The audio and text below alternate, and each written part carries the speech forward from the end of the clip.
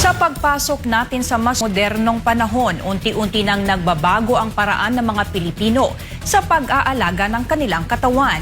Mula sa tradisyonal na pagkonsulta kapag may sakit na, marami na ngayon ang naging proaktibo gamit ang makabagong teknolohiya.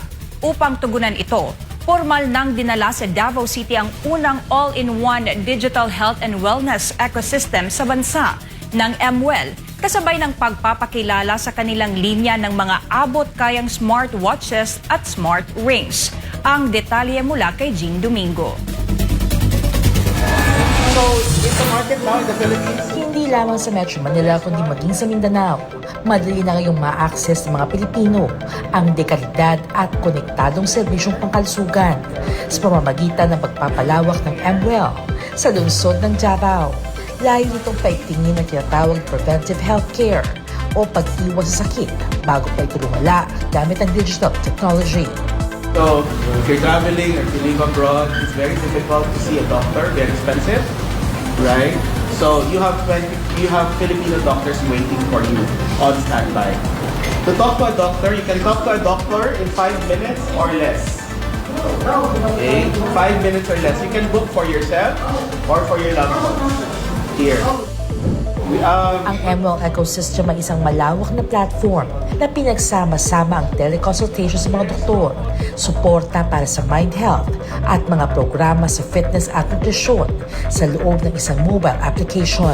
Ngunit ang pangunahing bida sa paglulunsad na ito ay ang pagdating ng M-Wellness Wearables na idinisenyo para sa tuloy-tuloy na pagsubaybay sa kalusugan araw-araw.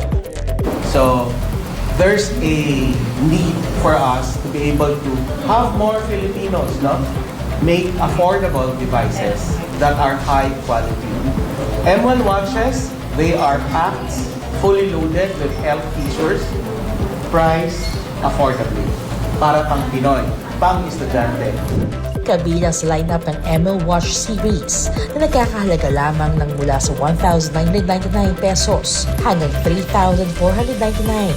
Kakayanin itong mag-monitor ng heart rate, blood oxygen levels at mayroon pang higit sa 100 sports modes na may bateryang tumatagal ng hanggang 7 araw. So, battery life, 7 days. You're doing something, nagzuzumba, nagra-run, nagpe-pickleball, obvious naman you don't carry your phone with you.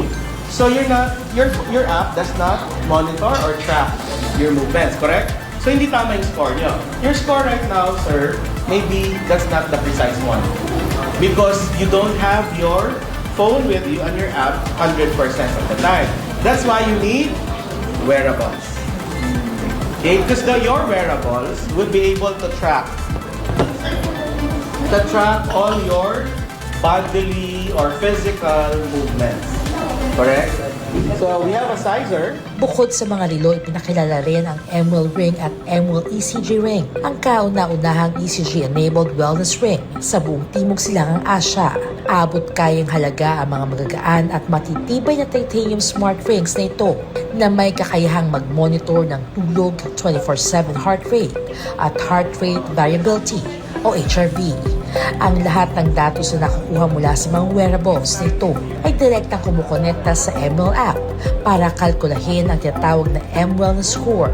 Ang hakbang na ito ng MWell ay bahagi ng kanilang pambansang estratehiya upang ihatid ang makabagong medikal na teknolohiya sa mga rehiyon. Ang M-Wellness Wearables ay maaari nang mabili sa mga pangunahing establishmento sa Davao. Matapos ang matagumpay na paglunsad sa Mindanao, nakatakda namang isunod ang pagpapalawak ng serbisyo sa lungsod ng Davao. Sa pamamagitan ng pag-isa ng teknolohiya, serbisyong medikal at abot-kayang mga kagamitan, patuloy na binibigyan lakas ng MWell ang mga mamamayan upang mabigyang kontrol ang kanilang sariling kalusugan di lamang sa Pilipinas, kundi saan man silang panig ng mundo. Para sa Diyos at sa Pilipinas kong mahal, Jean Domingo, SM9 News. Kumusta ka?